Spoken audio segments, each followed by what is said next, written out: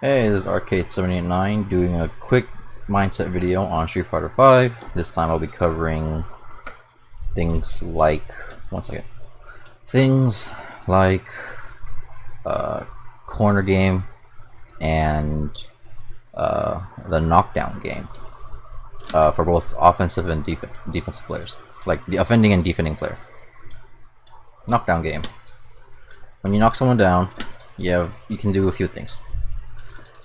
There's two stages within a knockdown. The first stage is deciding how fast you want to get up. So as you can see, a slow get up is by doing nothing, and a fast wake up is to actually press down as you're hitting the ground. And for the purpose of the video, I'll be keeping Ken and fast wake up. So the second stage of wake up, the first stage is just those two, just the speed at which you wake up. The second stage is what to do afterwards. Now, as you get up, you can either do nothing, so fast wake up, block, which is very safe. You can fast wake up, attack, which let me see if I can. So fast wake up, attack, or you can fast wake up, tech, or you can. So fast wake up tech would be pressing grab or light punch and light kick together to prevent a throw, or you can jump. Very risky, but it's still an option. Now, as an offending player, you have a few more options than your defending player. When you knock an opponent down, you get the first option. This is not in any specific order, but a good first option would be grabbing. If they just keep blocking, you can just knock them down, walk up, grab. And if they're really defensive and they don't change or do something else, you can just keep grabbing them. Another thing you can do is throw out a media attack. Media attacks are particularly good for players that mash buttons as they wake up. So like Ken's fastest attack would be the Shoryuken after knockdown. 3 frames, right? Pretty fast. What you can do is knock them down and throw an attack just before they wake up. So you gotta keep in mind that you gotta remember, oh, are they waking up slow more consistently, or are they waking up fast more consistently? So you can see, right before Ken gets a Shoryuken out, I hit him with an attack, and on the left side of the screen you can see the counter, the counter sign.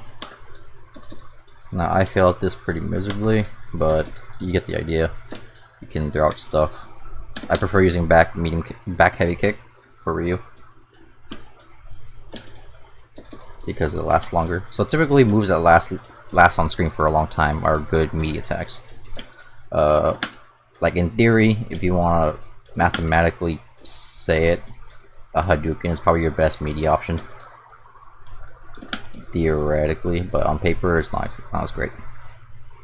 Another option is to actually anti-air.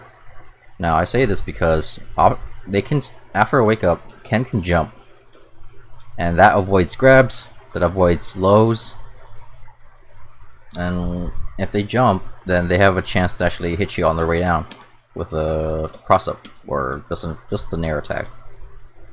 So what you do is just simply anti-air them. I'm not sure how to program Ken to jump after a wake up, but yeah. And the last, so this grab, there's attacking in the case of anti-air and media attacks, and the last thing you can do, very important, it's probably the safest option you can do, is to do nothing and block. Because when you block, you open up opportunities sometimes. If they're patient, then you can just do big stuff, like really big stuff. Oops. Like, so I knock him down, Ken whips a Shoryuken, I punish him for it. Right?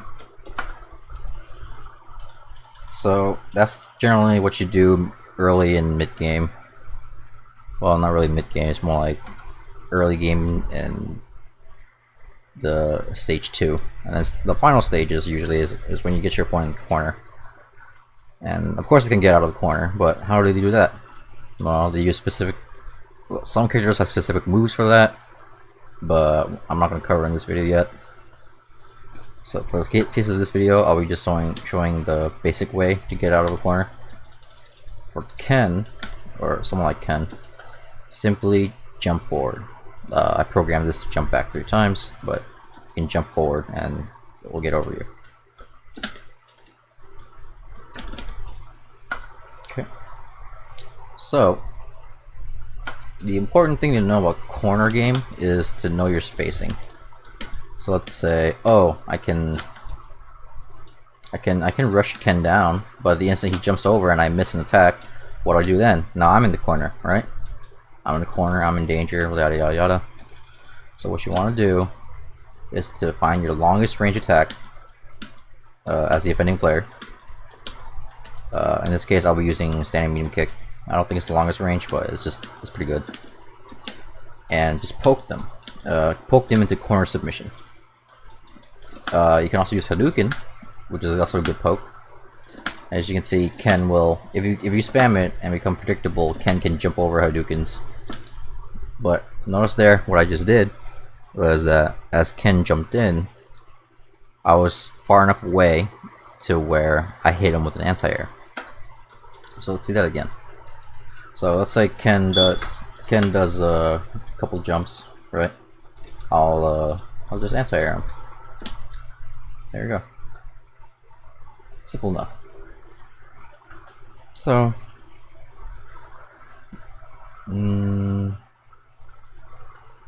if you're in the corner, what you need to do is I need to turn this off. There we go. So if you're in the corner, you need to realize that what does your opponent prioritizing on? Are they covering you on the ground level, or are they covering you in the air level? So if they're covering the air a lot, then that means the ground is open. If they're covering the ground a lot, then if they cover the air, the ground is open. If they cover the ground, the air is open. So if Ken throws a bunch of Hadoukens, you can jump over the Hadoukens. If Ken does a Shoryuken or an anti-air move, then you can just walk up and hit him. This is generally the concept of playing a game of rock paper scissors, but you're trying to take away your opponent's ability to use rock or something, and you're pressuring them with a time limit. And by time limit is just your pressure game. Some characters have like evasive moves. I guess I would consider reuse Tatsumaki Senpukyaku as an evasive move to avoid Hadoukens in the corner. But if they block it, then I am very easily punished by it. So yeah, that's about it for this video. Thanks for watching, and please like, comment, and subscribe.